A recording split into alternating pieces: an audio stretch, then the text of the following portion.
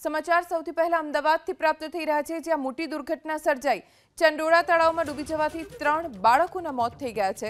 રાત્રે અંદાજે 10:30 વાગે બાળકો તળાવમાં ડૂબ્યા, જે બાદ તેમની શોધખોળ શરૂ કરવામાં આવી, પરંતુ 3 બાળકોના મૃત્યુ થઈ ગયા। પ્રાથમિક માહિતી પ્રમાણે 10 વર્ષની ઉંમરના 2 બાળકો અને 12 વર્ષની ઉંમરનું એક બાળક જેનું મૃત્યુ થયું છે।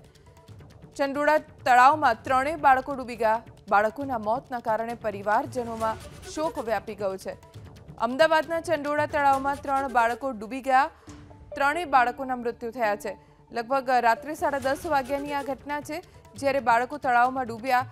કેવી રીતે બાળકો તળાવ સુધી પહોંચ્યા, કયા કારણોસર તેઓ તળાવ સુધી ગયા હતા, તેને લઈને હવે તપાસ ચાલુ છે। કોઈ સ્પષ્ટ જાણકારી હજી સુધી પ્રાપ્ત નથી થઈ, પણ 3 બાળકો ડૂબી ગયા અને 3ના મૃત્યુ થઈ ગયા છે। 10-10 વર્ષના 2 બાળકો છે અને એક બાળક 12 વર્ષનો છે કે જેનું ડૂબી જવાથી મૃત્યુ થયું છે।